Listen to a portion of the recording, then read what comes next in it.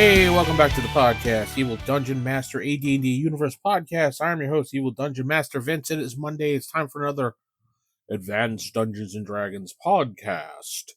I am looking forward to talking today. Let me see. First things first, ask the DM at theevildm.com is my email. Thank you for those that have been emailing me suggestions and giving me comments via email. Thank you very much. And also letting me know about certain things in the community as they pop up. Let's see here. Patreon.com/TheEvilDM is where you can support me if you'd like.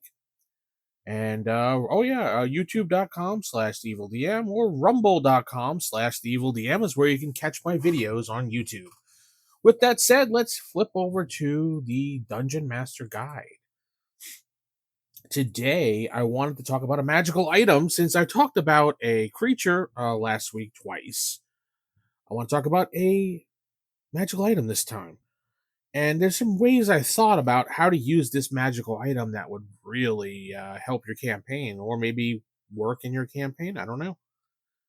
You're going to have to tell me in the comments after listening to this. Bucknard's Everfull purse, or Bucknard's, Everfull purse, appearing as nothing more than a leather pouch or a small bag. This magical poke is more than useful to its owner for each morning. It will duplicate certain coins.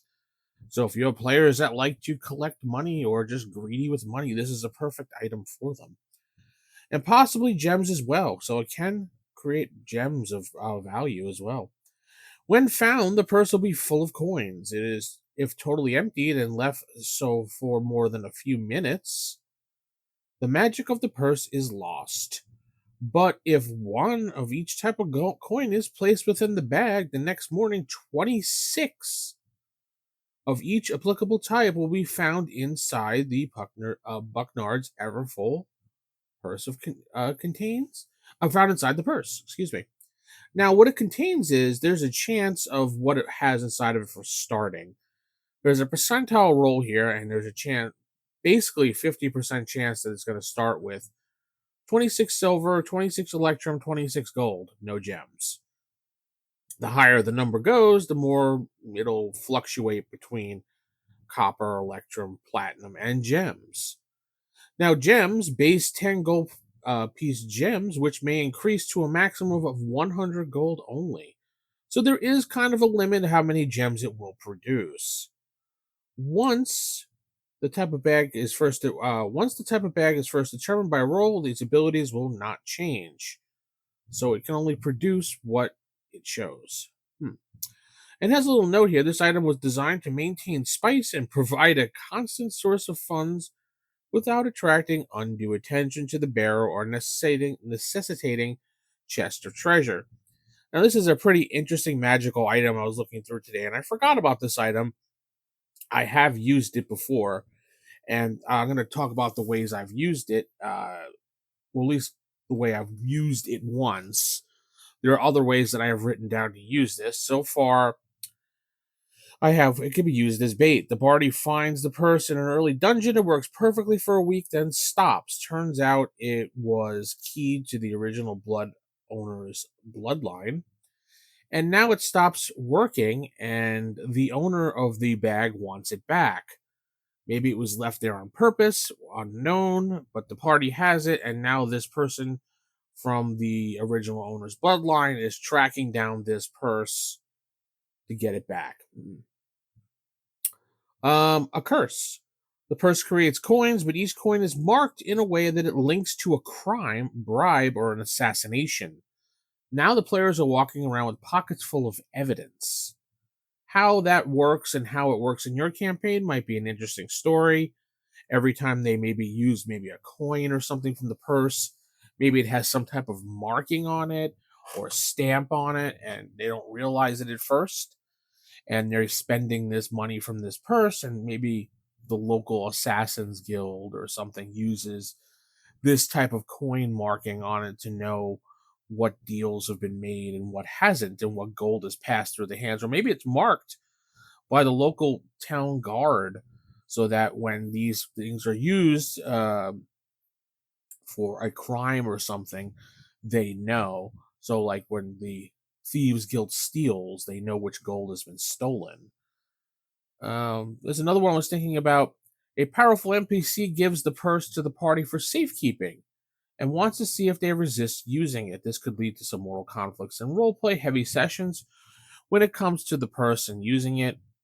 Kind of a weak thing to do, but I mean, you probably can get some good roleplay with your group about this purse and the whole, Schrodinger's cat situation. Open it? Should I not open it?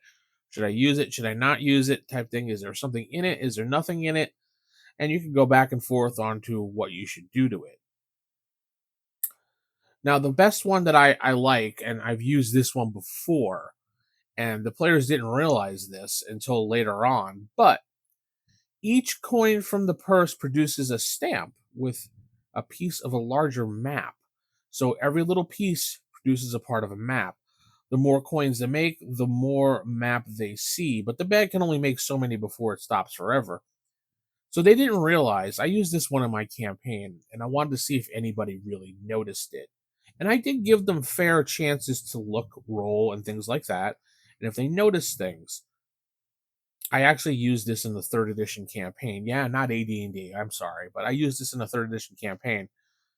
The purse would produce the coins, and every time they did, I would mention something like the coin had a marking on it or something, and nobody seemed to really even care.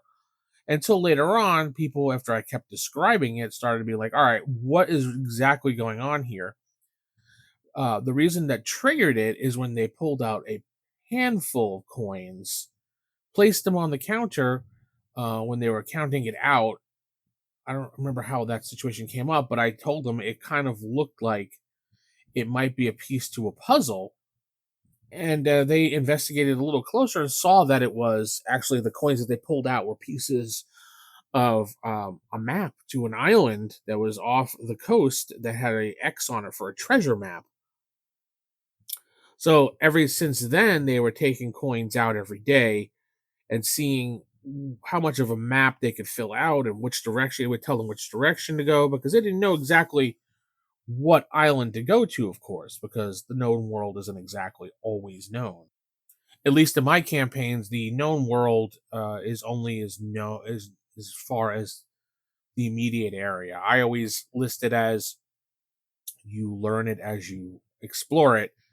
I don't like to give the entire world map to players. I don't want to. Well, one, I don't want to overwhelm them with everything, and two, they're not going to know everything. When you are playing in an AD&D game or any D&D game for that matter, when you're level one, you're little adventurers. You're finally, getting out on your own, or you're young, maybe even you're old, but whatever. You're not going to know the world. And it's not like today when you could just pop on the internet and see the entire planet. That's not how it works. And they're probably going to be scholars or sages, I should say, in your village that may, or there might not even be them in your village. There might not be anything in your village that would indicate maps. You're lucky if you have a map of the general area from your town guard or something or mayor. You're not going to have a worldwide calligraphy of a map, so they're not going to know what it is. Players, if they're interested in seeing it, yeah, I give it to the players, but I try to not do that because I don't want metagaming jumping into gaming. And a lot of people have a problem separating those two things, and they don't know when they're doing it sometimes. And everybody has a problem with it, regardless of how you play. Whether you're doing it on purpose or not, you sometimes accidentally fall into that trap and you accidentally do it. So I like to hold it back just a little bit. And as they explore, they get to see more of the world. Much like older video games, when you played it on your PC, when you were playing fantasy games, you didn't exactly know the entire world, and it would open up as you explore it. So I kind of like to do that philosophy when it comes to maps. So that's the reason why they started noticing the coins were actually building a map. And once they figured it out, they started actually copying whatever they saw and trying to relate it to what they knew is of the known world of places they've explored so they can get to this treasure. So this is a couple ways that you can actually use this magical item in your campaign and really enjoy it as a DM and have your players have a great time when playing it. At least I think so. I don't know. You got to tell me in the comments after you use this magical item. It's easily transferable to any edition because it's not really edition based. It's a great item for later editions if you're playing fifth or fourth or third or whatever your jam may be. It's really up to you. I also think it's cute that some people think that third edition is old school gaming. It's not, but you know, whatever. One thing to think about this item, and I just thought about it right now, and I don't remember exactly how I handled it, but I tell you how I would handle it.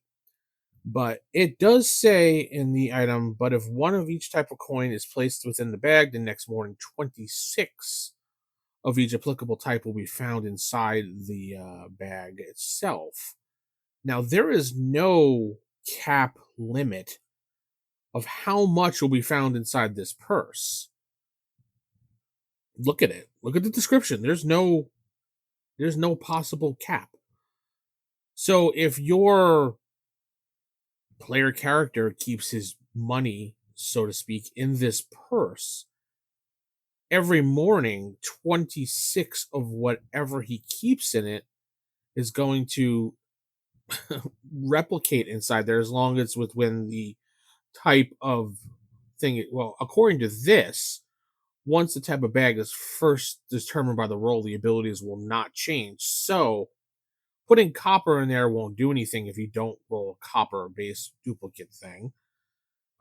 So if you have, say, the original one versus silver, electrum, gold, and you put any one of those three in there, you're going to get 26 pieces of it the next day. Now, keeping gold or whatever, electrum and silver in there every day is going to duplicate 26 of those pieces of money.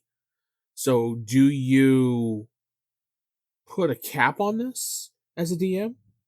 Or do you allow it to just keep generating and just keep generating and just keep generating every day to the point that this purse explodes? Because a purse can only hold so much unless you're making it like its own little bag of holding or something like that, so that when it duplicates, it just keeps pushing money into it and pushing money into it until there's just, a ton of money inside of it. I don't I personally myself, and I got myself into a little bit of trouble because I did not put a cap on this. I got myself into a little bit of trouble, and one of the player characters actually had one that created platinum pieces. And after a few days of it, he wound up having tons and tons of platinum in this little purse. Now, I really am not one or a stickler for doing, equipment encumbrance and things like that. I let the players handle that on their own. I maybe should have kept a little closer eye on it because the amount of weight a platinum piece was compared to my campaign, he should have been basically dragging this purse on the ground behind him. But it went so far, it actually became a funny joke, so I just let it go.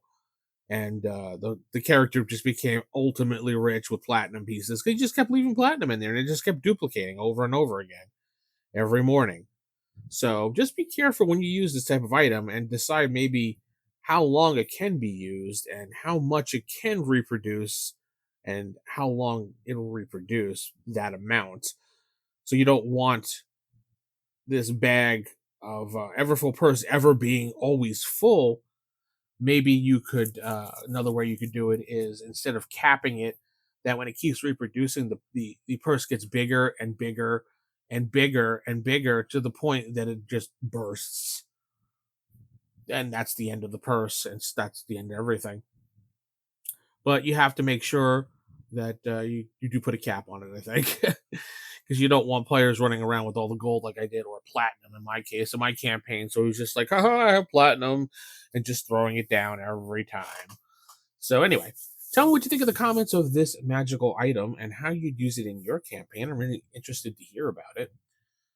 With that said, I'm going to head out. Don't forget to check out youtube.com/theevildm, rumble.com/theevildm, and if you want to support me, patreon.com/theevildm.